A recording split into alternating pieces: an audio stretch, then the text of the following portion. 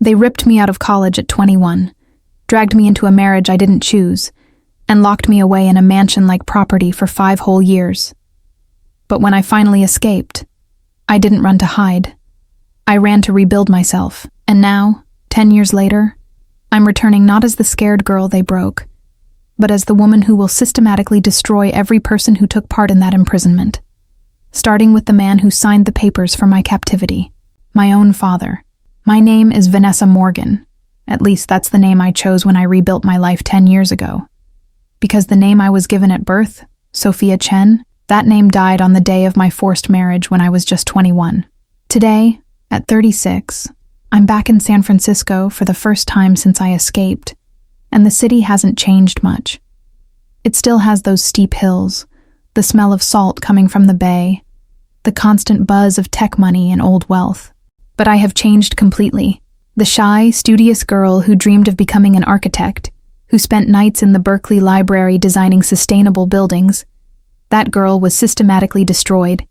And in her place is a woman who spent a decade learning not just to survive but to thrive, to manipulate, to win, in a world that tried to bury me. I'm sitting now in the lobby of the Fairmont Hotel on Nob Hill, sipping Earl Grey tea and watching the entrance, because I know that in exactly 15 minutes, my father, Richard Chen, will walk through that lobby on his way to his weekly business lunch at the hotel restaurant, a routine he's maintained for years that I discovered through months of meticulous research and surveillance. And my heart is racing, not from fear, but from anticipation, because this is the moment I've obsessively planned, the first move in a game of chess that will result in the complete destruction of everyone who participated in what they did to me.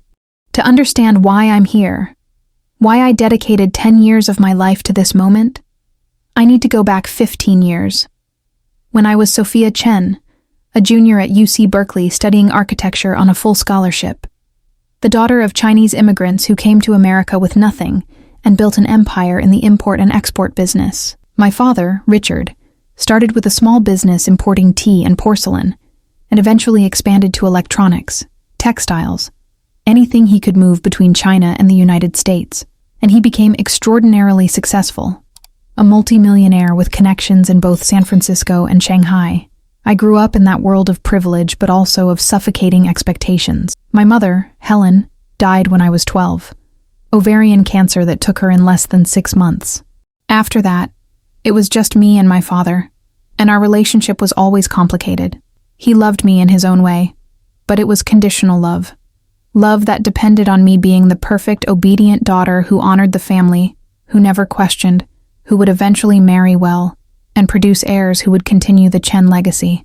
And I tried to be that daughter. I really tried. But I also had my own dreams. I wanted to create something meaningful. I wanted to use architecture to solve problems of housing affordability. I wanted to make a difference that wasn't measured only in dollars.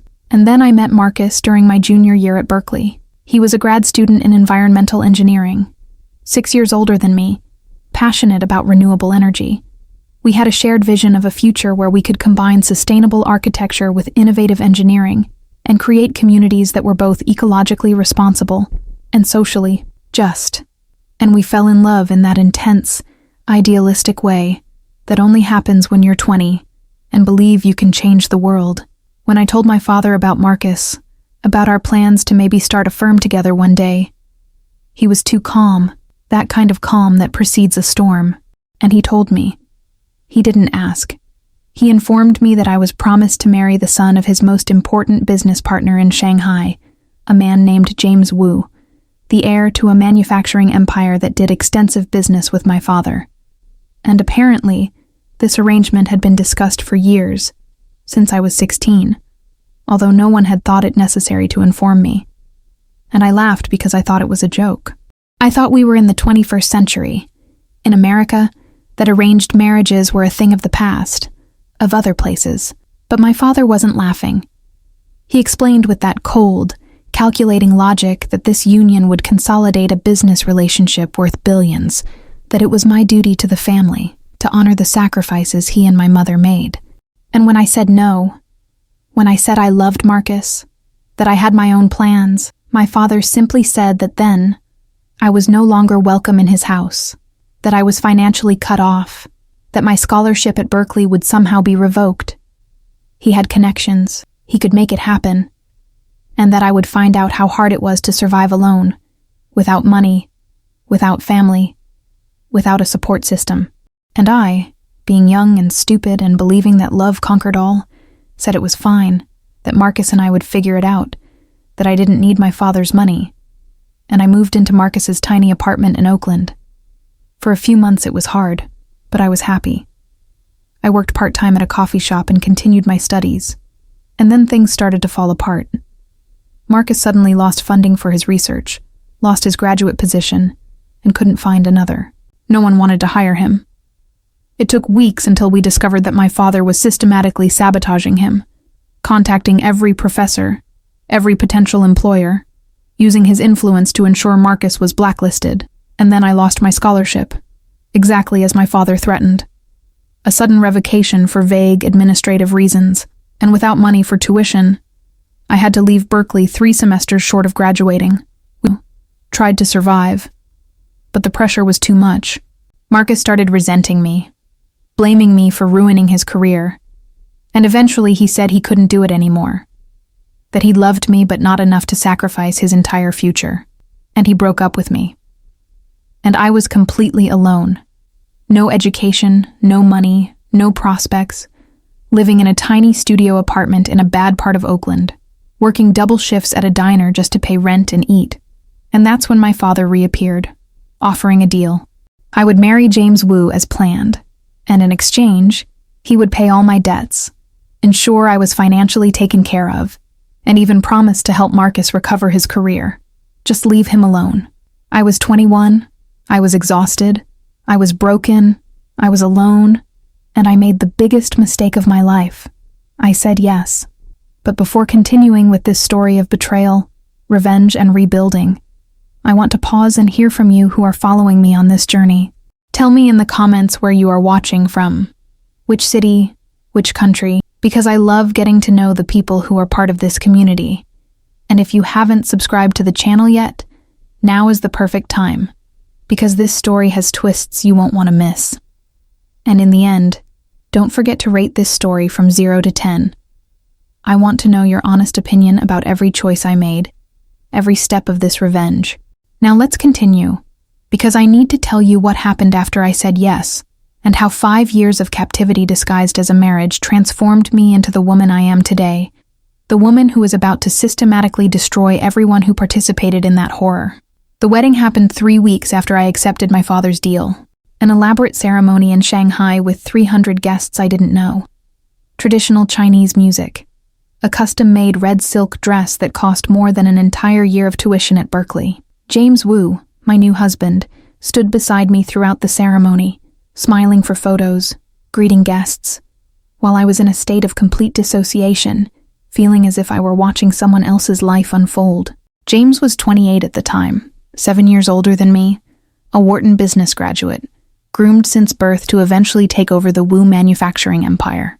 In the few conversations we had before the wedding, he was polite, distant, making it clear that this was a business arrangement, not a love match, that he expected me to fulfill certain duties as a wife, appear at social events, eventually produce an heir. In return, I would have a comfortable lifestyle, reasonable freedom within certain parameters. I naively thought I could tolerate that I could create some kind of life even under non-ideal circumstances. But the reality was much worse than I imagined. No sooner had the wedding ended, and we arrived at the Wu family compound on the outskirts of Shanghai, an enormous estate with multiple buildings surrounded by walls and security, than I discovered my freedom was completely illusory. James was not just distant, he was obsessively controlling. He monitored everything I did, where I went, whom I spoke to. My phone was checked regularly, my emails monitored. I had no access to my own money. Every purchase had to be approved. And when I questioned this, when I said this wasn't the arrangement we had discussed, James calmly explained that I was Wu property now, that my role was to represent the family appropriately, and that any behavior that brought shame or embarrassment would be dealt with. And dealt with meant punishments, complete isolation in my room for days, verbal abuse in front of the staff, And on one occasion when I tried to leave the compound without permission, James physically stopped me, shoving me against a wall, holding my wrist so tightly it left bruises for weeks. James's parents, his mother Margaret and father Thomas, were part of the problem. Margaret saw me as an incubator for grandchildren, constantly criticizing that I wasn't pregnant yet, suggesting that perhaps there was something medically wrong with me. Thomas was a distant patriarch who clearly viewed women as inferior, useful only for producing heirs and maintaining the household. And the compound staff, all loyal to the Wu family, no one would help even if I asked, because their salaries depended on silence and compliance. I was completely trapped, a prisoner in a golden cage in a country where I barely spoke the language, where I had no friends or allies, where I didn't know the legal system or how to ask for help. I tried to adapt, tried to make peace with the situation, tried to be the compliant wife they wanted, but James's demands escalated. He wanted not just the appearance of a happy marriage, but complete control over every aspect of my existence. He decided what I wore, how I styled my hair, whether I could read certain books or watch certain shows. He isolated me completely from any outside contact. Even phone calls with my father were monitored and controlled. And intimacy was a nightmare, because it wasn't intimacy. It was a demonstration of ownership, James approaching me when he wanted, without consideration for my feelings, treating my body as property he had the right to use. After 2 years without a pregnancy, James insisted on fertility treatments, humiliating, invasive procedures where doctors poked and prodded while Margaret waited outside to hear the results, as if I were a breeding mare being evaluated. And when tests showed that there was nothing medically wrong with me, that the lack of pregnancy was likely due to stress, James blamed me, said I wasn't trying hard enough, that I was deliberately failing in my primary duty. And then came the years of attempts to get pregnant that became mechanical, joyless encounters that left me feeling hollow and used. Somewhere during the 3rd year of the marriage, something in me broke. Or maybe it was reborn, because I realized I would die if I stayed. Not literally, maybe, but every part of who I was, every dream, every hope, was being systematically erased.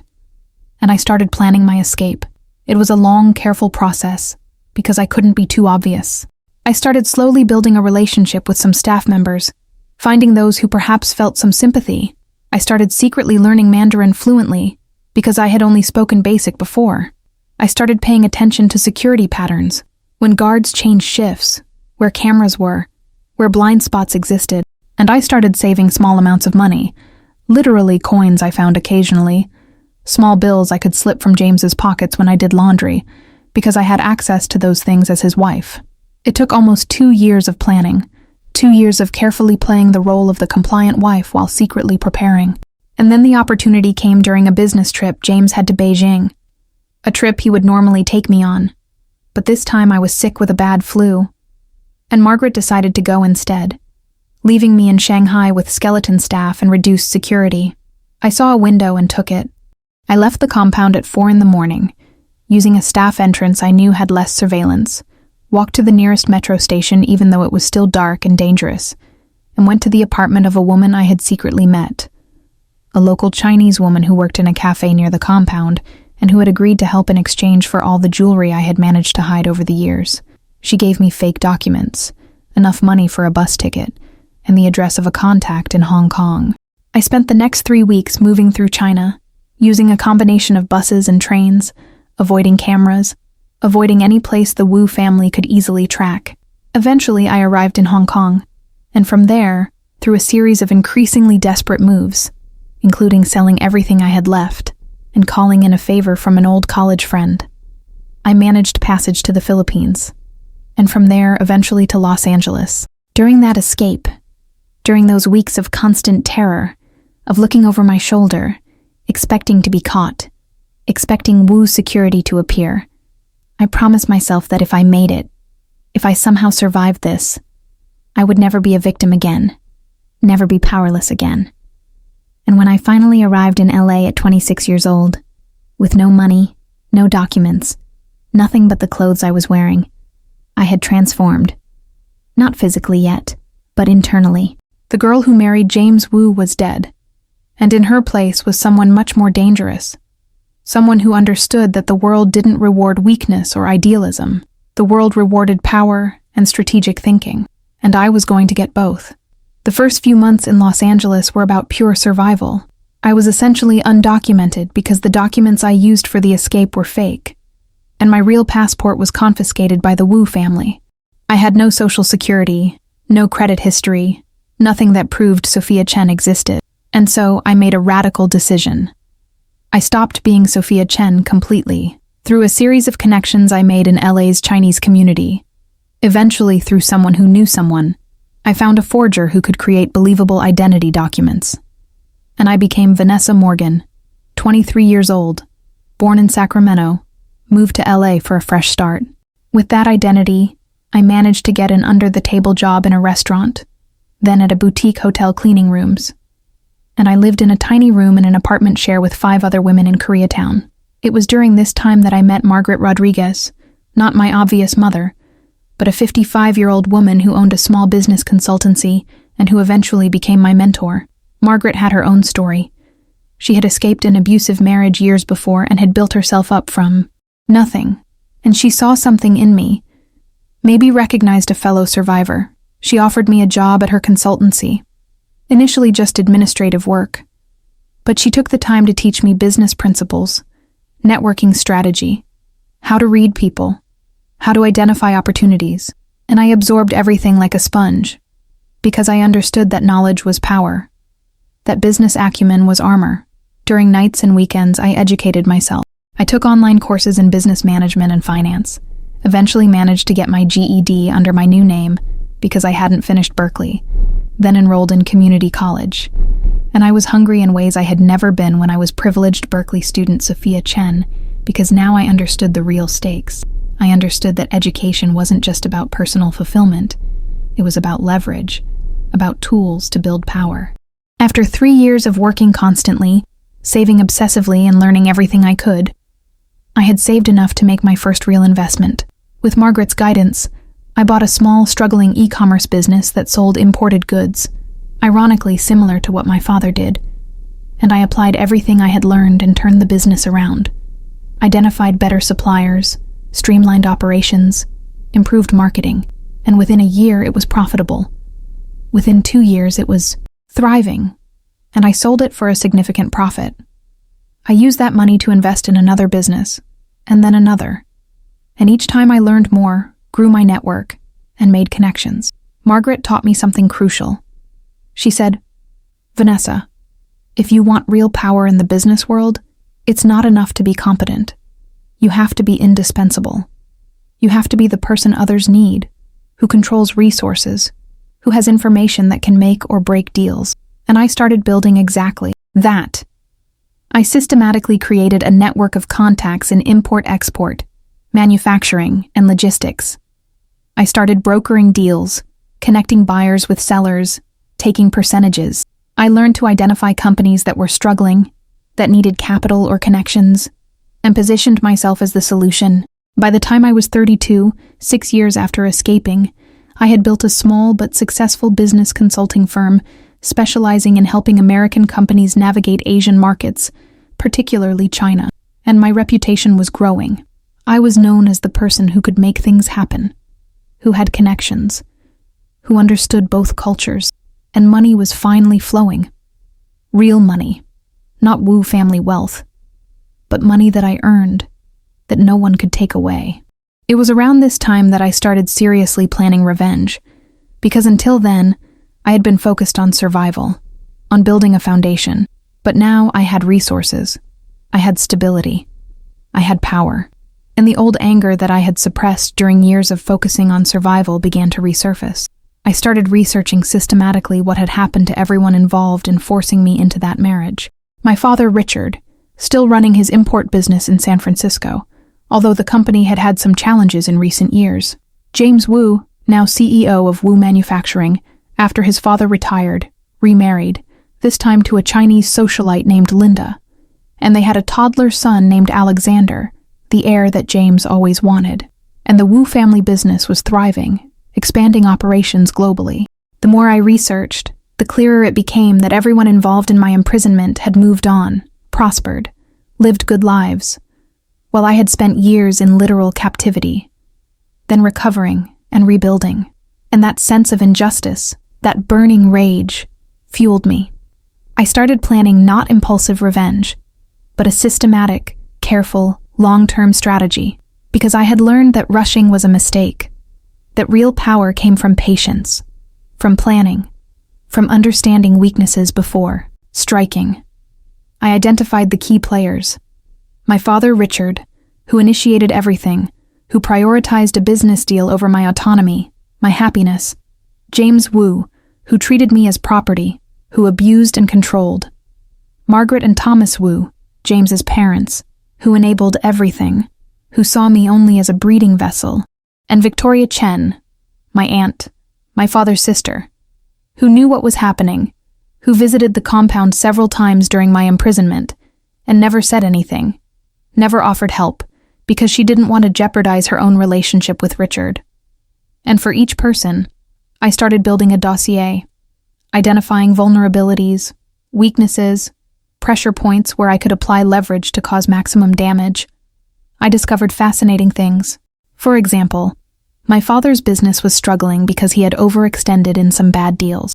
The company was carrying significant debt and depended heavily on a few key relationships to stay afloat. James Wu, despite the appearance of success, was having problems. Wu Manufacturing had some quality control issues.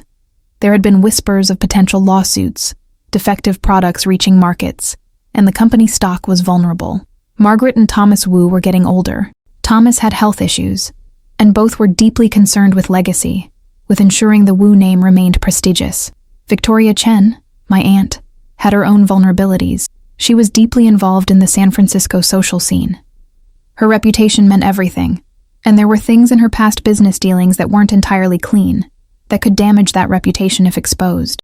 I started seeing how the pieces could fit together, how one move could lead to another, like toppling dominoes, each person's downfall contributing to the next. But before starting, I had to make my own position unassailable.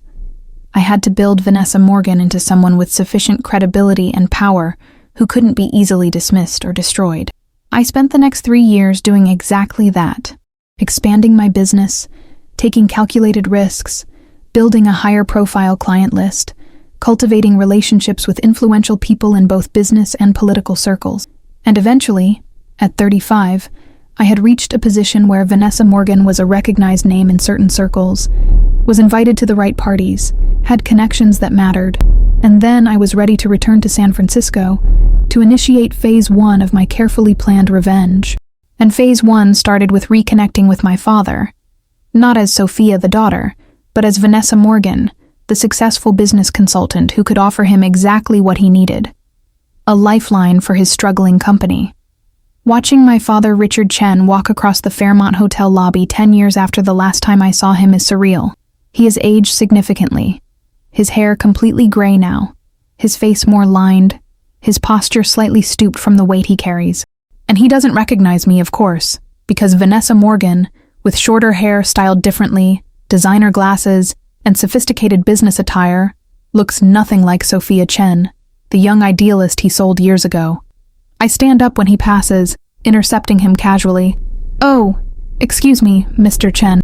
He pauses, automatically the polite businessman, and I say, "I apologize for interrupting, but I'm Vanessa Morgan. We have a mutual contact, Margaret Rodriguez. She mentioned you were looking for a consultancy to help with Asian market expansion." I see a flicker of interest because I mentioned Margaret's name, someone he respects in the business world. Richard says, "Ah, yes, Miss Morgan. Margaret mentioned you." I smile and say I didn't want to interrupt his lunch, but if he has a moment later, I'd love to discuss how my firm could potentially help with his expansion plans. Richard, always the businessman on the lookout for opportunities, says that actually his lunch partner canceled last minute, that he has a reserved table, and would I like to join him? Internally, I am exultant, because phase 1 is working exactly as planned, but externally, I maintain professional composure and graciously accept. We sit at a window table overlooking the city skyline, and the waiter brings menus. But Richard is more interested in business talk. He asks about my firm, about my clients, about my experience in the Chinese markets. I was prepared for all these questions. I have polished answers. I have references.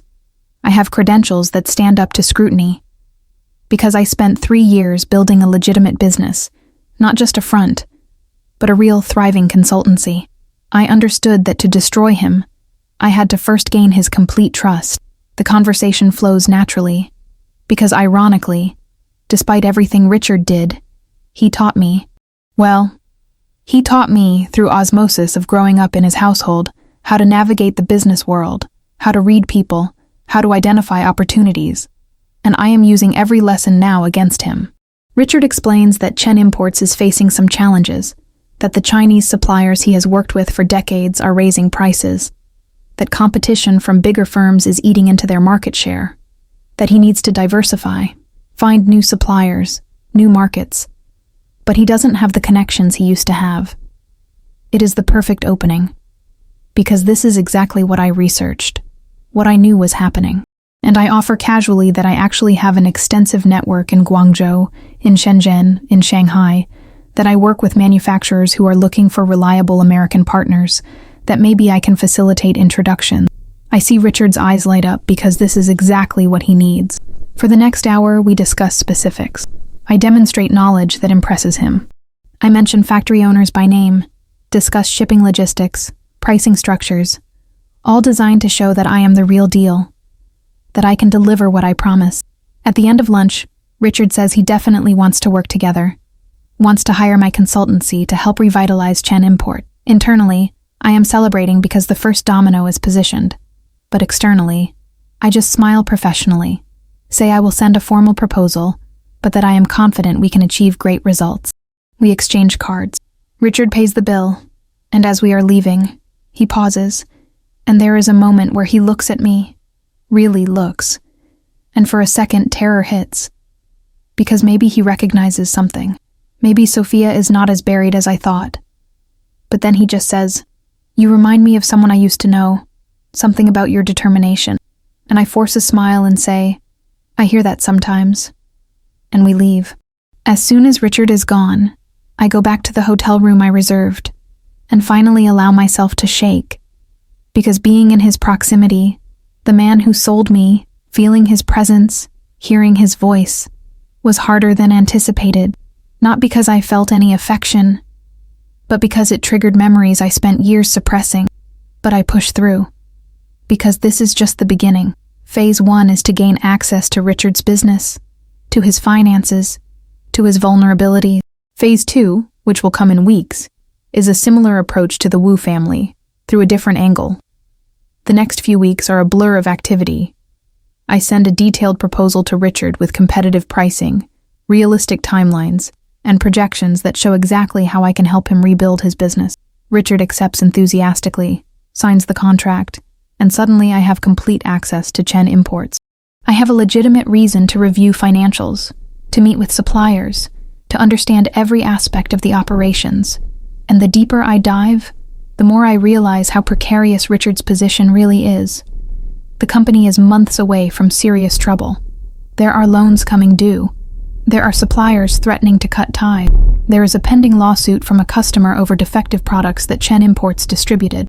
Richard is desperate, grasping for anything that might save the company he built over decades. Simultaneously, I am working on a second front. Through a different contact, through a business associate, I managed an introduction to James Wu. I am positioning myself as a consultant who can help Wu Manufacturing expand its American market presence. And James, being ambitious, always looking for growth, agrees to meet. When I finally see James for the first time in 10 years, in the sleek conference room of Wu Manufacturing's San Francisco satellite office, I have to wear every bit of armor I built, because this man abused me, controlled me, treated me as property. He sits across the table, confident, arrogant, discussing business like I'm just another consultant. And he doesn't recognize me, obviously, because Vanessa Morgan, the sophisticated, polished, successful consultant, doesn't resemble the terrified, controlled Sophia he married. During the meeting, I maintain absolute professional composure, discussing market analysis, expansion strategies. And James is impressed because I present a solid plan, because I did my homework, because I understand the manufacturing sector, because I know exactly what to say, him. I studied his company, and I discovered the exact pressure point. At the end of the meeting, James says he wants to move forward, wants to hire my consultancy for a major expansion project. Internally, I am screaming, because now I have access to both men who destroyed my life. I have legitimate business relationships. I have a reason to be in their offices, in their meetings, reviewing confidential information, and neither recognizes that the fox is now inside the henhouse. Over the next 3 months, I work intensely for both Richard and James. Superficially, I am doing exactly what I was contracted to do. I am making introductions, facilitating deals, providing legitimate value, because I had to maintain cover. I had to be useful until the right moment. But simultaneously, I am gathering intelligence. I am documenting every financial irregularity, every questionable business practice, every vulnerability, and I discover things, beautiful, useful things. For example, Richard's company is dependent on a line of credit from a specific bank that renews annually, and the renewal is coming in 3 months. And if something happened that made the bank nervous about Chen Import's viability, the credit line could be pulled, which would essentially bankrupt the company. And James's Wu Manufacturing is negotiating a major deal to supply components to an American tech company, a deal worth hundreds of millions. But it depends on meeting strict quality standards and maintaining certification. And if those certifications were questioned, or if quality issues became public, the deal would evaporate. Both Richard and James, trusting me now, seeing me as a valuable asset, confide in me about their challenges, about their worries, because I presented myself as a problem solver, as the person who has the answers. And the irony is not lost on me that both men who controlled me, who treated me as a commodity, are now depending on me for the salvation of their businesses. And simultaneously, I am working a third angle. Through social connections, I am cultivating a relationship with Victoria, my aunt, through charity events, through society functions, positioning myself as a successful businesswoman who might be a useful connection. And Victoria, always opportunistic, always looking to align herself with rising stars, befriends me, invites me to events, introduces me to her circle, and she doesn't know that the woman she is befriending is the niece she abandoned years ago, because Vanessa Morgan doesn't resemble Sophia Chen. And through Victoria, I gain access to another piece of the puzzle. I gain insight into the San Francisco elite social world where reputation is everything, and I start planting seeds, nothing overt, just casual comments, questions timed perfectly that start making people think twice about certain reputation. After 4 months of careful positioning, I have all the pieces in place. I have complete access to Richard's business financials. I have insider knowledge of Wu Manufacturing's operation. I have connections in the social circles that Victoria values. I have documentation of irregularities that could destroy reputations if exposed. And most importantly, I have timing, because I identified the perfect moment when all 3 main targets are maximally vulnerable. Richard before his credit renewal, James before his major deal closing, Victoria before a major charity gala she's chairing. That means everything to her social standing. And now it is time to start squeezing, to start applying pressure in ways that seem coincidental, that don't obviously trace back to me, but that systematically begin destroying everything that each person values. I start with Victoria, because she's the easiest, because social reputation is a fragile thing.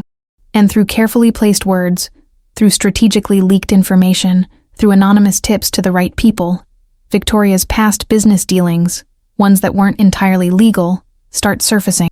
Questions start being asked about charity money that maybe wasn't handled properly. Nothing provable in court, but enough to create doubt, to create scandal. And Victoria's pristine reputation starts cracking, and she's scrambling, trying to control the damage, trying to understand where the information is coming from. And while she's distracted dealing with her social crisis, I turn my attention back to Richard. The timing is perfect because the bank review is happening. And mysteriously, several of Chen Import's major suppliers, ones I promised would be reliable, start having problems. Delayed shipments, quality issues. Nothing that traces back to me, everything seeming like unfortunate coincidences. But the result is that Chen Imports is struggling to fulfill orders, is getting complaints from customers.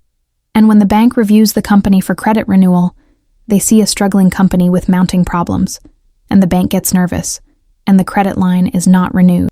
And without that credit, Richard can't operate, can't pay suppliers, can't fulfill orders. Everything starts collapsing. Richard is desperate, calling me constantly, begging for help, to fix it, to use my connections to save the company. And I promise to reach out to contacts, but behind the scenes, I ensure that every attempt fails, ensuring that every door is closed. And simultaneously, pressure is coming to James, because the quality issues that had been whispered about at Wu Manufacturing suddenly become very public. Anonymous complaints are filed with regulatory agencies. Inspections are happening. Certifications are being questioned. And the American tech company that was about to sign the major deal gets nervous, starts asking questions, starts delaying. And James is also scrambling, trying to understand what is happening, trying to contain the damage. And both men, both families, are starting to feel the walls closing in, but not understanding why, not seeing the pattern, because the moves are subtle, because they seem to be coming from different directions. And I watch like a spider in the center of the web, watching how my carefully constructed plans unfold, how each person is slowly realizing that everything they built is crumbling. Absolutely the best part, is that both Richard and James are still calling me, still asking for help, still trusting me, because they're not connecting Vanessa Morgan, the helpful consultant, with their trouble. Because why would they? They're not seeing that the person helping is the same person, destroying. Everything is accelerating faster than anticipated. Richard's business is in freefall. Without a credit line, without reliable suppliers, clients are canceling contracts. Chen Imports, which once valued millions, is now bleeding money daily. Richard is gaunt, stressed, calling me at 3 a.m, desperate, asking if I've found solutions, if my connections can help. But every lead I offer mysteriously falls through. Every opportunity evaporates last minute, and I can hear the defeat in his voice. For the first time ever, my father, Richard Chen, always confident, always in control, sounds broken. And a small buried part of me feels a twinge of something, not quite guilt, but a recognition of his humanity. But I crush that feeling, because I remember 5 years in a golden cage. I remember the bruises on my wrist. I remember the feeling of being property. And any sympathy evaporates. Simultaneously, James Wu is dealing with his own nightmare. Wu Manufacturing's quality certifications were suspended pending investigation. Several major clients canceled contracts. The company's stock is plummeting, and the American tech deal, that massive contract that would have secured the company's future, is dead completely. And James is frantic, because this is his legacy, his family's name, everything he was groomed since birth to protect, and he is watching it crumble. He is also calling me, demanding to know how to fix it, how to salvage it. But I am playing the role perfectly, expressing concern, offering suggestions that I know won't work, maintaining the facade of the helpful consultant while ensuring every exit is blocked. And then something happens that I didn't completely anticipate. James starts investigating, starts looking deeper, because he's not stupid. He built a successful business. He knows when coincidences are too many. And he starts questioning the timing, questioning how everything started falling apart simultaneously. He hires a private investigator to look into competitors, to find out who might be sabotaging them. The investigator starts tracing connections, starts looking into recent business associates, and the name Vanessa Morgan surfaces in reports. James asks for a complete background check on me. And this is the moment of danger, because while Vanessa Morgan's identity is solid, there are limits to what a fake identity can withstand under serious professional scrutiny. The investigator discovers inconsistency, small things, like gaps in history, like references that check out but feel slightly manufactured. James becomes suspicious, starts wondering if Vanessa Morgan, the consultant who appeared conveniently when he needed her, is too good to be true. He calls a meeting, says he needs to discuss some concern, and when I arrive at his office, the atmosphere is different. There is a tension, a coldness that wasn't present before. And James gets direct. He says he had an investigator looking into my background, says there are some irregularities he can't quite explain, and asks point blank if I am who I say I am. This is the moment that could unravel everything, but I was prepared for this possibility too. I calmly explain that yes, there are complexities in my background, because I escaped an abusive situation years ago, because I changed my identity to protect myself, because I built a new life. It is a mixture of truth and lies, designed to elicit sympathy, to explain away inconsistencies without revealing my real identity. I watch James carefully, watch how he processes the information, and I see the moment when he decides to believe it, or at least decides that he can't afford not to believe it, because he desperately needs my help. Cutting me off means admitting that there are no solutions, and humans are remarkably good at believing what they need to believe. James accepts the explanation, warning that I'd better be legit, because if he discovers I'm playing him, the consequences will be severe. I force myself to nod soberly, to assure him of my loyalty, while internally celebrating because I passed the test, because I still have access.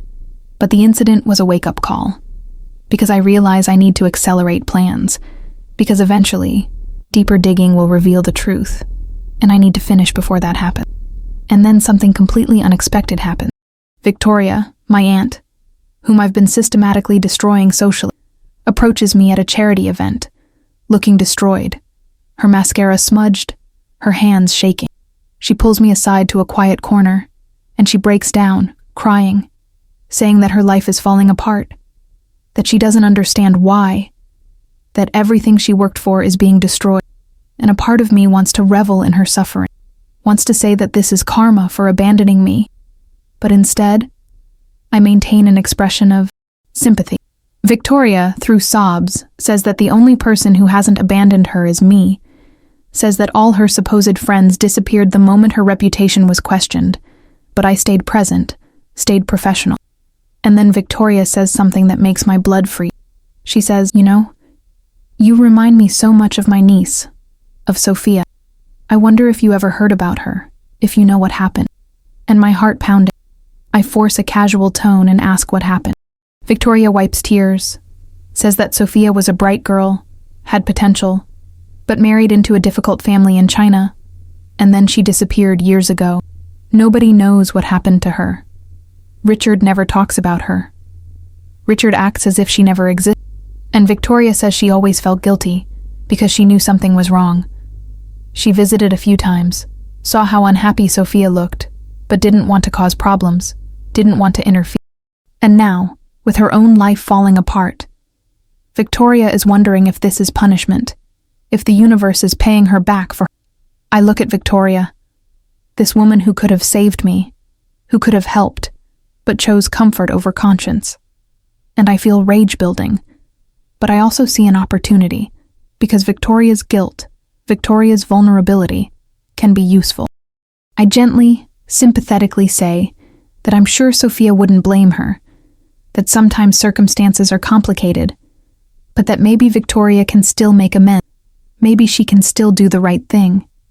Victoria hesitates, says that Richard would never forgive her, that it would destroy the remaining family tie they have, and I quietly say that some truths need to be told regardless of the consequences, that carrying the guilt is its own punishment, and I plant the seed. I leave Victoria, thinking, and a few days later, I receive an unexpected call from Richard, his voice strange, tight. He demands an immediate meeting, says that Victoria confessed something to him, something about Sophia, about the marriage. My heart is racing, because I didn't expect this twist. I didn't expect Victoria to actually follow through, but I agree to meet. When I arrive at what's left of the Chen Imports office, Richard is waiting. He looks like he's aged another decade from stress, and he doesn't sit, just stands, staring out the window. And finally, he speaks. He says that Victoria told him everything, told him about the visits to Shanghai, told him that she knew Sophia was unhappy, was trapped, told him that Victoria saw the bruises, saw the tears, but didn't help. And Richard says that he always told himself that he married Sophia off for good reasons, for business, for family legacy, but Victoria's confession is forcing him to confront that he sacrificed his daughter, that he prioritized money over her happiness. And then Richard turns to me, and there is something in his eyes, something haunted. And he says that sometimes karma catches up to us. Says that he built a business empire. But he's losing everything, and maybe he deserves it. Maybe this is punishment for failing Sophia.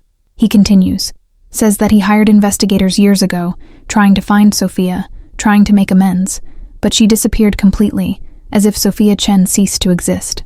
And now he's presuming that she's dead, presuming that he lost her forever. And then he looks directly at me and says that if he had a chance to undo everything, he would give every penny he has, would give his entire business just to know that Sophia was okay. This is the moment I fantasized about for years. The moment when my father acknowledges his wrong, begs forgiveness.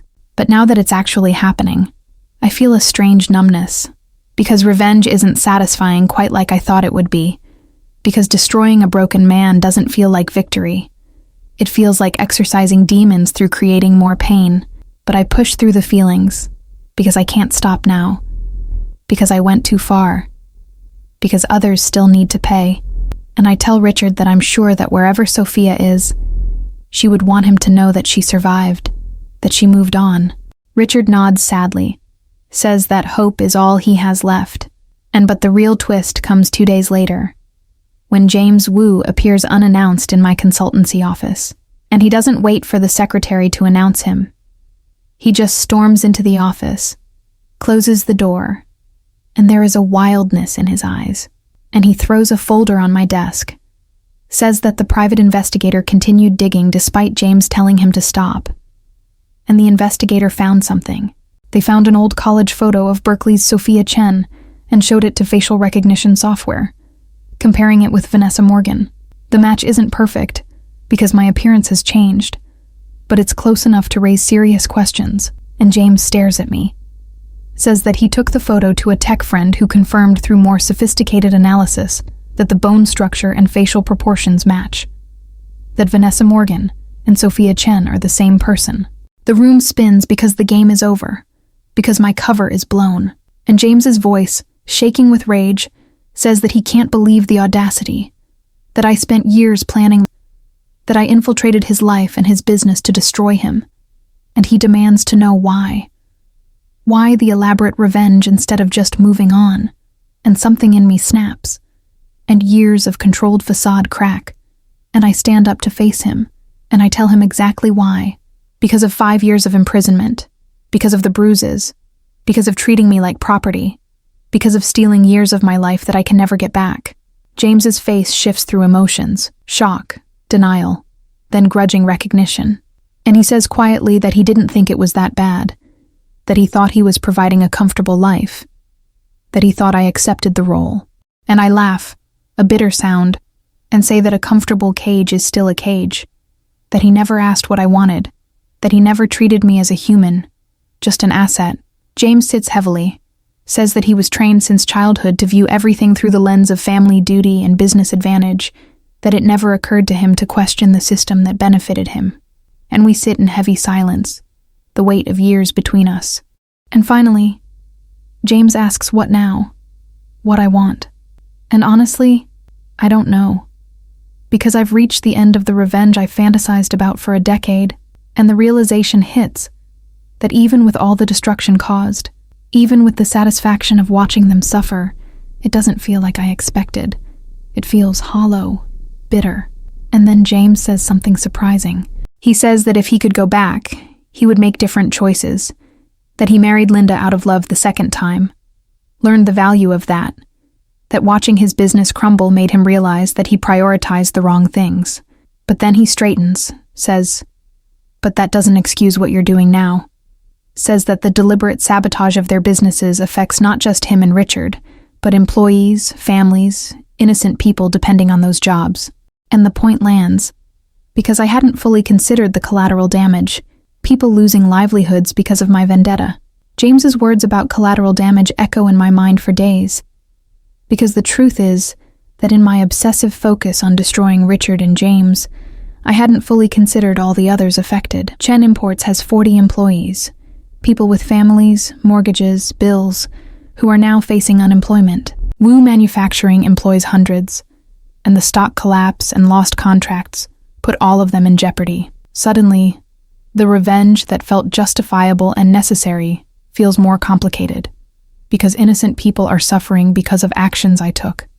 And the internal conflict intensifies when I receive an email from a former Chen Imports employee, a woman named Lisa Chen, no relation to Richard, who worked as logistics coordinator for 15 years.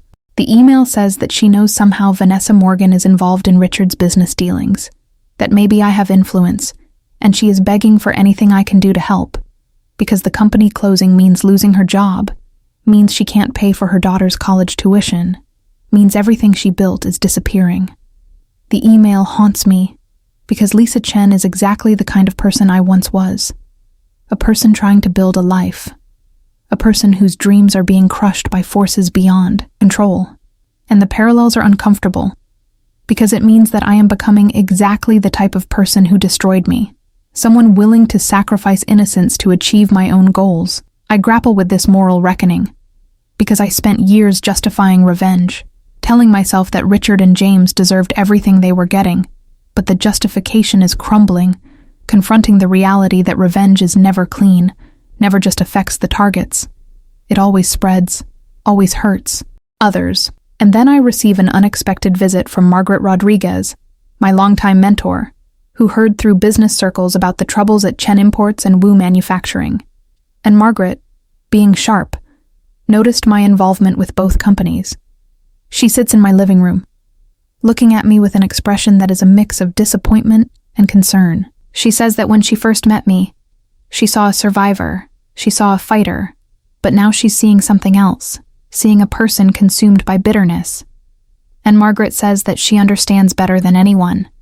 She understands the impulse for revenge because of her own history of abuse, because of her own years of healing, but she learned that revenge is ultimately self-destructive, that it destroys the person seeking it as much as the targets, because it forces you to become the thing that you hate.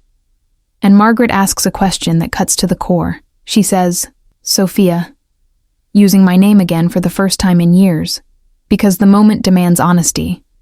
She says, "If you get everything you want, if you completely destroy Richard and James, would you really be at peace? Or would you just be empty? Because revenge doesn't fill voids. It doesn't heal trauma. It only creates more damage." And I break down then, finally letting years of tears come out. I say that I don't know anymore, that I thought clarity would come with revenge, that I thought justice would be satisfying. But instead, I feel lost. I feel like I've lost myself in the obsession. And Margaret holds me while I cry, and she says that it's still not too late to choose a different path, that I can stop, that I can find a way to hold the perpetrators accountable without destroying everyone around them. The concept is strange, because I spent a decade with a singular focus, but the idea of letting go, of choosing a different ending, is simultaneously terrifying and relieving. I spend the next week in deep reflection, questioning everything, questioning whether I want to continue down this path or whether I want to find a different way. And during that reflection, I receive another unexpected development. Victoria reaches out, says that Richard is hospitalized, a cardiac event, stress-induced, not fatal but serious. And Victoria says that Richard is asking for Vanessa Morgan because apparently he considers me a friend, because he trusts me. The irony is brutal, but I agree to visit the hospital. And finding Richard in a hospital bed, hooked up to monitors, looking fragile and mortal, is jarring, because I always envisioned him as a powerful figure. But now I'm seeing him as simply human, as an aging man confronting mortality. Richard reaches for my hand, says that in case something happens, he needs me to know something. And he confesses everything. He confesses that he knew the marriage to James would be difficult, that he knew Sophia would be unhappy, but he convinced himself that eventually it would be okay, that eventually it would be worth it. And he says that the worst mistake of his life was prioritizing business over his daughter, that he would give anything to undo it. And Richard says that he wants to write a confession, wants to document everything that happened, wants to take responsibility publicly, even if it destroys his remaining reputation, because at least it would be the truth. And I look at this broken man, this father who failed me so profoundly, and I feel the years of armor starting to crack, because witnessing genuine remorse, a genuine desire to make amends, complicates the narrative of a simple villain. And I gently say that maybe a confession isn't needed now, that maybe the focus should be on getting better. Richard shakes his head, says that he waited too long already to do the right thing, that he can't wait anymore. And over the next few days, Richard writes a detailed account of everything, of the business arrangement with the Wu family, of the pressure placed on Sophia, of knowing that the marriage would be controlling and restrictive but proceeding anyway. And when he finishes, he gives the document to me, tells me to do whatever I think should be done with it. And holding that document, this confession, I realize I have a choice. I can release it publicly.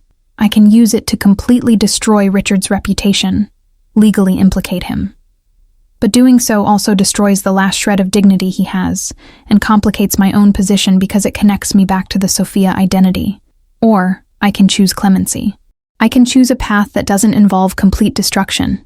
And simultaneously, James Wu reaches out through an intermediary, says he wants to meet, wants to discuss resolution. I am skeptical but agree, and the meeting happens in a neutral location, a public cafe. James doesn't come alone. He brings a lawyer, but also brings his wife, Linda. James starts formally, says that after the investigation confirmed my identity, he has grounds to take legal action for fraud, for sabotage, but he isn't wanting litigation. Instead, he proposes a settlement. And the proposal is surprising. James is offering significant financial compensation, not hush money, but genuine recompense for the years of imprisonment, for the abuse, for the stolen time. And in exchange, he asks that I stop the sabotage, that I allow their businesses to potentially, and he says that he cannot undo the past, but can acknowledge the wrong and take responsibility moving forward. The proposal includes a public statement, not naming me specifically, but acknowledging that the Wu family engaged in a forced marriage that caused harm, that they deeply regret. And watching James make this offer, seeing Linda beside him, her expression of genuine distress, I realized that Linda didn't know anything about the first marriage, about how he treated Sophia. And Linda, discovering it now, discovering that she married a man capable of such cruelty, and seeing her grapple with that revelation, humanizes the situation further, because it affects not just the original perpetrators, but ripples through current relationships, current lives. I spend days wrestling with the decisions. What to do with Richard's confession, how to respond to James's offer. And finally, I reach a conclusion that surprises even myself, because I realize that true power is not it is in choosing mercy from a position of strength. It is in demonstrating that despite everything, I did not become a monster. I schedule a meeting with both Richard and James separately. And for Richard, I say that I read the confession, that I appreciate his honesty, but that I'm not releasing it publicly, because the purpose is not to destroy him further. The purpose is to ensure that he learns, that he takes responsibility moving forward. And I return the confession to him, but keep a copy. I say it is a reminder, not a threat, a reminder of the impact of his choices. And for James, I accept a modified version of the settlement, not the full amount offered because I don't want to be bought, but enough to fund something meaningful. And in exchange, I agree to stop the active sabotage, agree to allow the businesses a chance to recover. And more importantly, I demand that James also writes an account of his marriage, of his treatment of me, not for public consumption, but for his son Alexander, for when he is older, to ensure the next generation learns from the mistakes, doesn't repeat them. Both men agree, both seeming simultaneously relieved and sobered. But there's one more person who needs confronting, and I arrange a meeting with Victoria. And when I sit with her, I say that it's time to confess, that Vanessa Morgan isn't just a consultant. Vanessa Morgan is Sophia. And Victoria's face goes through shock, denial, recognition, and horror. And she breaks down, apologizing repeatedly, saying that she should have helped, that she was a coward. And I let Victoria apologize fully, let her express years of guilt. And then I say that forgiveness isn't instant, that it doesn't erase the past, but that I appreciate her confession, appreciate that she finally told Richard the truth. And Victoria asks how she can possibly repent. And I say that she can start by using her social connections, not for her own advancement, but for genuinely helping others. for supporting causes that assist women in abusive situations, and Victoria nods eagerly, promising to dedicate herself to making amends. And over the next few months, the situation slowly stabilizes. Richard's company is still struggling but not collapsing completely. Some investors, impressed by his honesty, provide emergency funding. Chen Imports downsizes dramatically, but survives in a smaller form. Wu Manufacturing weathers the storm, certifications eventually reinstated, the major deal lost but other opportunities emerging. Victoria becomes genuinely involved in women's advocacy, using her platform to raise awareness about forced marriages and domestic control. And I use the settlement money from James to establish a foundation, the Rosa Foundation, named for my mother, although everyone thinks it's just a symbolic name. A foundation that provides resources for women escaping controlling situations, provides legal aid, counseling, and job training, everything that I wished existed when I was trapped. And running the foundation becomes my new purpose, replacing the obsession with revenge with a commitment to help others. And the healing process is slow, because a decade of planning and bitterness isn't undone overnight. But therapy helps. Reconnecting with Margaret helps. And eventually, carefully controlled contact with Richard helps, because watching him genuinely try to change, genuinely dedicate his remaining years to making amends, provides a closure that revenge never could. Choosing clemency over complete destruction leaves me in a strange limbo, because the Vanessa Morgan identity I built isn't quite sufficient anymore, but the Sophia Chen identity I buried also doesn't feel right. I grapple with the fundamental question of who I actually am, because neither name fully captures the person I've become. My therapist, Dr. Sarah Williams, whom I started seeing regularly, helps me understand that identity isn't binary, that I can integrate both experiences, both Sophia's idealism and Vanessa's strength, both the pain and the healing. The decision I eventually make legally is that I keep the Vanessa Morgan name because I earned it, because it represents a decade of survival and growth. But privately, I start reconnecting with the Sophia parts of myself that I suppressed, starting to remember that I once loved architecture, starting to sketch designs again for the first time in 15 years. And rediscovering that creative part feels like finding a lost piece of myself. My relationship with Richard evolves into something complex. Not quite traditional father-daughter because too much happened, but something meaningful. He respects the boundaries I set, doesn't push for more than I'm willing to give, but also steps up when needed. And when the Rosa Foundation needs board members, Richard volunteers, not as chairman, not seeking control, but as a regular member genuinely wanting to help. And watching him in board meetings, seeing him advocate genuinely for women's rights, seeing him write checks to fund programs without seeking recognition, shows a capacity for change that I didn't think humans had.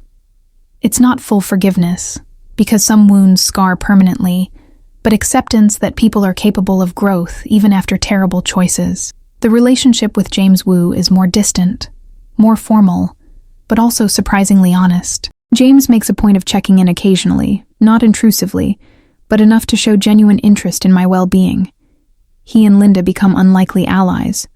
Linda, horrified when she learned the truth, is committed to ensuring that their own son Alexander grows up with different values. And Linda periodically sends photos of Alexander, not as manipulation but sharing, because she knows the importance of family, because she knows the missed years that I should have had. And seeing Alexander grow, seeing the innocent child, brings complex feelings, because he could have been my child in different circumstances.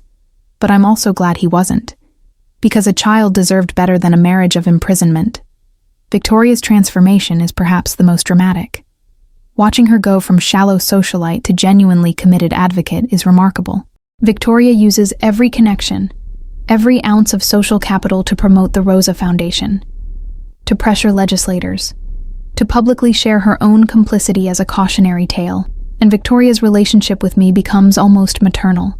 She will never replace my own mother, but provide support that I appreciate. The larger question of how to live with the past, with choices made, both theirs and mine, becomes an ongoing journey, because I discovered that healing isn't a destination. It's a process. It's choosing every day to not let bitterness win, to find meaning in difficulty, And the Rosa Foundation grows beyond anything I imagined, starting in San Francisco but expanding to chapters in other cities, helping hundreds of women escape controlling situations. The work is simultaneously healing and challenging, because every woman I help, I see an echo of myself. I see what could have happened if I hadn't escaped. And the women's stories are heartbreaking, they are enraging, but they are also inspiring, because humanity's resilience, its capacity to survive, is remarkable. And one woman in particular, Maria, a young woman of 23, trapped in a controlling marriage with a child, reaches the foundation desperate for help. Working with Maria, helping her plan a safe escape, securing resources for a fresh start, feels like closing a circle. It feels like transforming my own trauma into something. And when Maria successfully escapes, when she later sends photos of herself in college pursuing a nursing degree, knowing that I helped make that possible, provides a satisfaction that revenge never could. I begin accepting speaking engagements, telling my story. Obviously a sanitized version, protecting identities, but sharing the core truths about forced marriage, about control, about how I rebuilt. The response is overwhelming. Hundreds of women reach out, sharing their own stories, thanking me for the voice. And I realize that speaking the truth, that using my experience to educate, to inspire, is a form of power more meaningful than destruction ever was. Professionally, my consultancy business continues, but I shift my focus now, specializing in helping women-owned businesses, in providing mentorship for women entrepreneurs, and using my skills and power to help others build their own. And interestingly, some of the old contacts in the business world I initially connected with for sabotage purposes become genuine professional relationships, because I demonstrated competence, because I earned respect through actual work, not just manipulation. And life slowly becomes less about the past, less about who wronged me, and more about the present, about who I am now, about the future, about what I'm building. I start dating eventually, cautiously, because my therapist encourages it, because I can't let the past completely dictate the future, and the first few attempts are disasters, because the trust issues are massive, because I automatically see controlling behavior even when it's not there. But eventually, I meet someone, David, an architect. Ironically, full circle back to my first dream, and David is patient, understanding, doesn't push boundaries, respects my independence. The relationship develops slowly, carefully, both of us carrying baggage, his divorce, his own betrayals, but finding comfort in a shared understanding of human complexity. David eventually learns the truth about my past, not immediately, but when trust is built sufficiently, and his reaction is neither pity nor horror, but quiet acceptance, an acknowledgement of the strength required to survive and rebuild. And introducing David to Richard is a surreal moment. Watching my father meet my partner, trying to navigate what a normal parental interaction looks like when our relationship is anything but. And David handles it gracefully, treats Richard with respect, but also protects my boundaries, protecting me. And slowly, carefully, something resembling a family begins forming. Not traditional, not uncomplicated, but real. The 15th anniversary of my escape, the day I fled the Wu compound, passes, and instead of marking it alone in bitterness, as I did previous years, I organize a gathering, a small celebration with Margaret, with Victoria, with a few close friends from the Rosa Foundation. And during the gathering, I share a reflection on my journey, about how 15 years ago I was terrified and broken, but survived, and how a decade ago I returned to San Francisco burning with revenge but chose a different path. And I toast to all survivors, to all those still fighting for a future where fewer people need to escape, because systems change, because culture shifts. The night ends not in a perfect resolution, because life isn't neat, not in complete healing, because some wounds remain, but in acceptance, in the peace of knowing that despite everything, I reclaimed my life on my own terms. And days later, I receive an unexpected email from Marcus from Berkeley, from the relationship that was destroyed when my father sabotaged him. I haven't heard from him in 15 years. The email is tentative, apologetic. Marcus explains that he recently discovered through a mutual friend about what really happened, about the forced marriage, about Richard's sabotage of him. And Marcus apologizes profusely, says that he should have fought harder, should have believed me more, should have been stronger. And he explains that he eventually recovered his career, worked in the renewable energy field just like we dreamed, married, has children, but never forgot me, never stopped wondering what happened. And Marcus asks if I would be willing to meet, to talk. Not romantic interest, he makes clear he's happily married, but for closure for both of us. I consider the request carefully, because Marcus represents the last piece of my old life, the last connection to the Sophia who was before everything. And eventually, I agree to meet. A public cafe, neutral territory. And when I see Marcus, it's strange because he looks the same but different. Older, obviously. Lines on his face, wedding ring on his finger, but also more grounded, more settled. And we talk for hours, catching up on the years, sharing stories. And Marcus tells me about the projects he's worked on. Sustainable housing developments, exactly the type of work we once dreamed of doing together. And he tells me about his family, about his twin daughters, 8 years old. And he talks about the guilt he carried for years for abandoning me when I needed him most. And I explain that it wasn't his fault, that Richard systematically destroyed his options, that it was an impossible situation. And Marcus eventually asks the question I've been wondering. He says whether I remember Sophia's name, if that girl, idealistic and passionate, still exists somewhere inside Vanessa. And I smile and say that Sophia isn't dead. She is integrated, evolved, that the idealism isn't gone. It is tempered with realism, that the passion isn't extinguished. It is channeled differently. And Marcus nods, says that he can see that, says that despite everything, I became a remarkable person, and not looking to rekindle anything, not possible even if I wanted to, but knowing that he survived, that he thrived, provides a closure that I needed. We exchange information, agree to maintain occasional contact, and leaving the cafe, feeling lighter because the last ghost of the past is finally addressed, finally put in perspective. I'm driving home through the San Francisco streets, the city lights reflecting off the bay, thinking about the journey from Sophia to Vanessa, to the person who has now integrated both. And I realize that I finally have the answer to the question that haunted me for years. The question of whether revenge was worth it, whether the destruction of others would heal my own wounds. And the answer is complicated, because the initial revenge plans would have been hollow, would have left everyone damaged irreparably. But choosing a different path, choosing accountability over annihilation, choosing help over hurt, that provided something revenge never could. Purpose, meaning, peace. I wouldn't choose the suffering. I wouldn't choose 5 years of imprisonment. I wouldn't choose a decade of planning bitterness.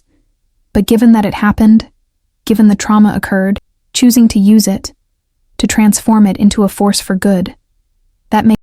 And arriving home, where David is waiting, where plans for the Rosa Foundation are waiting, where a life built through my own choices is waiting, I feel finally truly free, not because I erased the past, but because I am no longer a prisoner to it.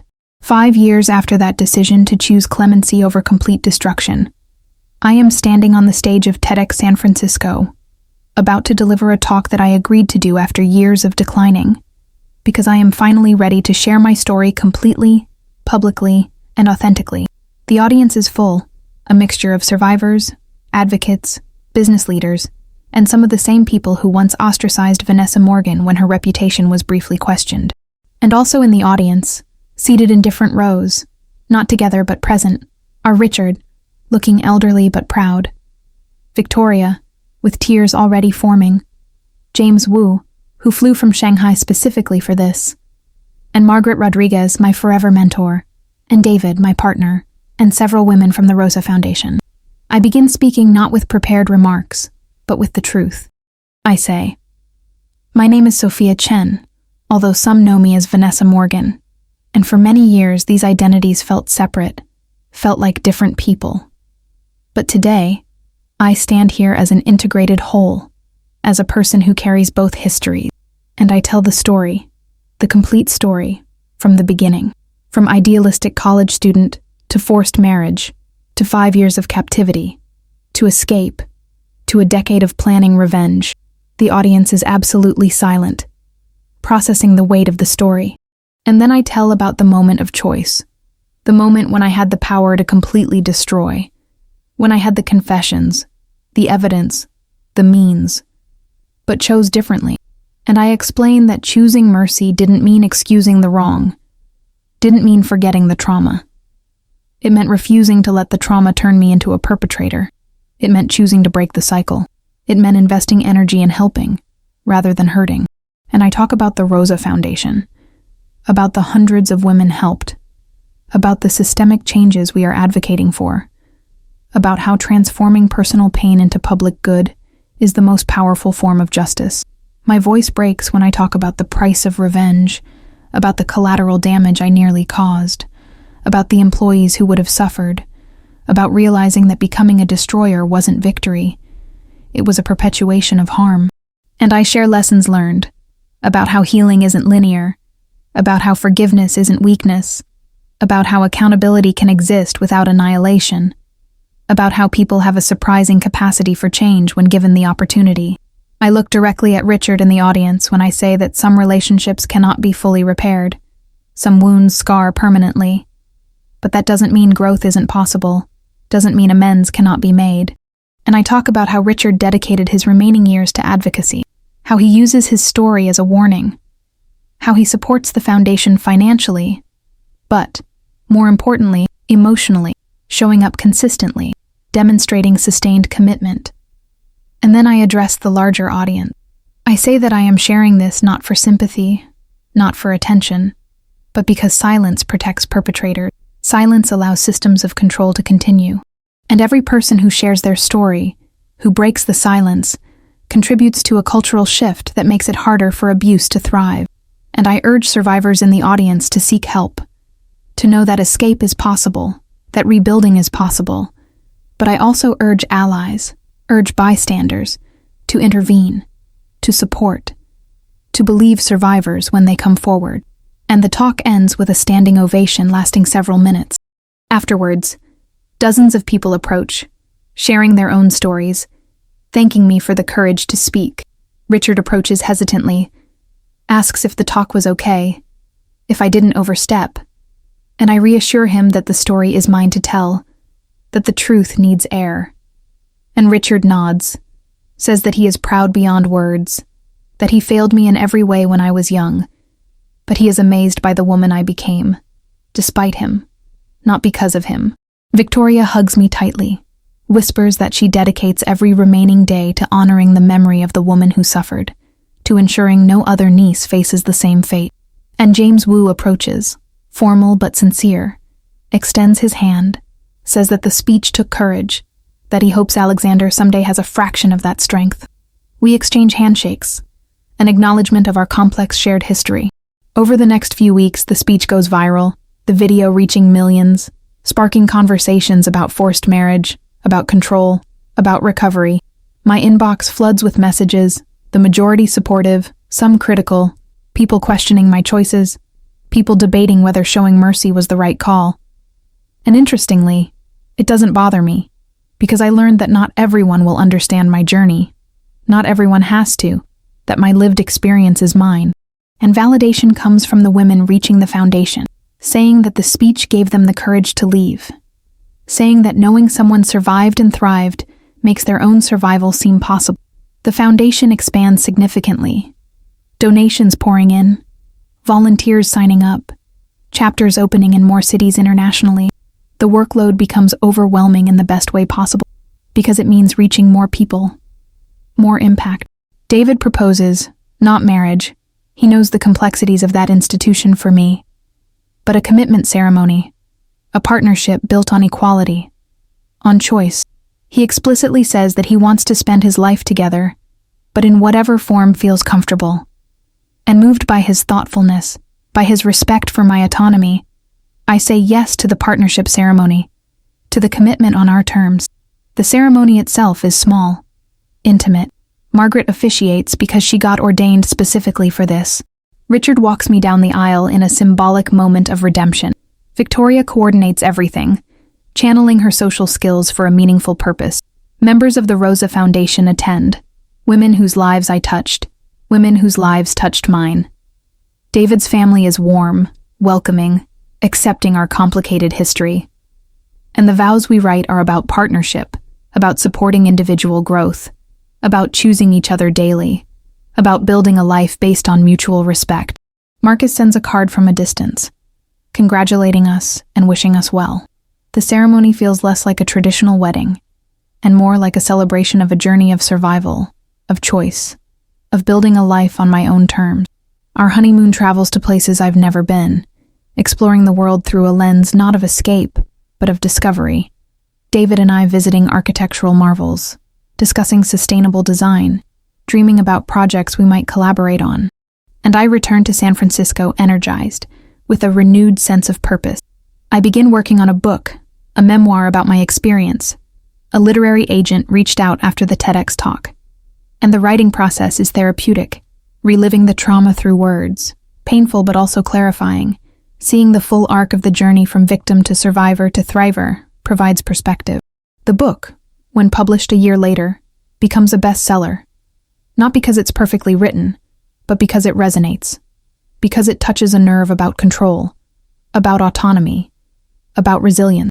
And the book tour is exhausting, taking me to cities nationally and internationally, speaking to audiences, sharing the platform with other survivors.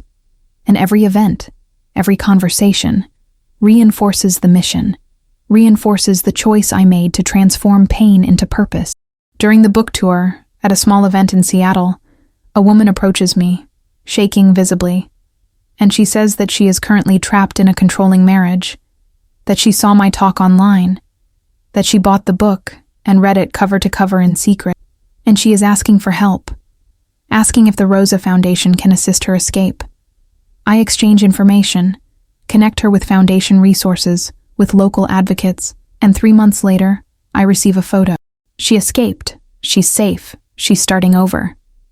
And moments like this, countless moments like this, validate everything, validate a decade of healing, validate the choice to build rather than destroy, validate the belief that personal trauma, when transformed, can become collective healing. Richard's health declines. Age is catching up. He spends his final years fully engaged with the foundation, fully committed to advocacy. And before he passes, he calls me to his bedside, says that the greatest accomplishment of his life isn't his business, isn't his wealth. It's witnessing my strength. It's being allowed a small part in my redemption arc. It's knowing that despite his failures, something good emerged. Richard's death brings complicated grief, because our relationship was never simple, never fully healed. But I mourn not just for the man, but for what could have been. I mourn the father he could have been if he made different choices. I mourn the years lost to control.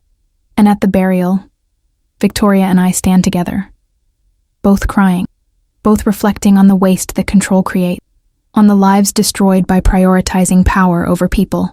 Months after Richard's death, going through his belongings, I find letters, dozens of them, written over the years, never sent, addressed to Sophia. And reading the letters, a chronological journey of denial to awareness to guilt to a desperate desire to make amends. The letters break my heart again, because I see his humanity, I see his struggle, I see his genuine transformation, and I share some of the letters publicly, with the permission of the estate, because they demonstrate an important truth, that people can change, that redemption, while never erasing the harm, is possible. The conversation around the letters sparks debates, some arguing that Richard didn't deserve redemption, others arguing that acknowledging change is important. I hold space for both perspectives because the truth is complex, because the harm was real, but so was the growth. The Rosa Foundation continues growing, eventually becoming a national organization helping thousands of women annually, providing resources, advocacy, and support. And serving on the board, watching the organization grow, watching the impact multiply, feels like the ultimate answer to the question I started with a decade ago, the question of how to make suffering mean something. And David and I eventually adopt an older child from the foster system, a girl named Maya, 12, who experienced her own trauma. who needs stability, needs safety, needs proof that adults can be trustworthy. And parenting Maya is challenging because she tests constantly, tests boundaries, tests commitment, but also rewarding because I am providing the stability that I wish I had at her age, because I am showing her that family can be built on trust rather than control. And watching Maya slowly open up, slowly trust, slowly heal, mirrors my own journey in profound ways. Years pass. Life continues, not perfect, because perfection isn't the goal, but meaningful, because it is built on authenticity, on choice, on using the past to inform the present rather than dictate it. And now in my 40s, looking back on the journey from a 21-year-old trapped in a forced marriage to a 36-year-old returning for revenge to the present, living with purpose, I feel a deep sense of gratitude, not for the suffering but for transcending it. And the message I want to leave, not just for survivors but for everyone, is this: that we all have choices when faced with harm. We choose how to respond. We choose whether to let it define us, destroy us, or transform us. And choosing transformation, choosing to build rather than destroy, choosing to help rather than hurt, that's not weakness. That's ultimate strength. And I also want to say to anyone currently trapped in a controlling situation, be it a marriage, a family, or any relationship, know that escape is possible. Know that rebuilding is possible. Know that you are stronger than your circumstance. Know that the future can be different from the past. And for bystanders, for those who suspect something wrong in someone's situation, intervene, speak up, offer support. Because Victoria taught me that silence in the face of harm makes us complicit. Because one person speaking up can save a life. And finally, I want to acknowledge that healing is not linear, that some days are harder than others, that trauma leaves marks that cannot be fully erased. But I also want to testify that despite the marks, despite the scars, a beautiful life is possible. Meaningful work is possible. Genuine connections are possible. Peace is achievable. And standing here today, a living testimony to the human capacity for survival, for resilience, for transformation. I choose to believe that sharing my story, that using my platform, that transforming personal pain into collective action makes a difference, makes the world slightly safer for the next person trying to escape, for the next survivor rebuilding. And that is the legacy I choose. Not revenge, not destruction, but the creation of pathways for healing, of systems of support, of proof that trauma doesn't have the final word. And so we come to the end of this intense journey of imprisonment, escape, rebuilding, and choice. I want to hear from you. Rate this story from 0 to 10 in the comments. Tell me if you understand the choices I made, if you would have chosen differently, if you believe that mercy can coexist with justice. And if you or someone you know is in a controlling situation, please reach out. Resources exist. Help is available. You are not alone. And thank you for listening, for witnessing, for being part of this community. Because sharing stories, breaking silences, that is how we change culture. That is how we create a world where fewer people need to escape. Because control is not tolerated. Because autonomy is respected. Because every person has the right to choose their own path. And remember, wherever you are on your own journey, whether in the middle of a struggle, in healing, or in thriving, you have power. You have choices. You can transform. You can rebuild. You can choose to create a life on your own terms. And that, nobody can take away. Thank you.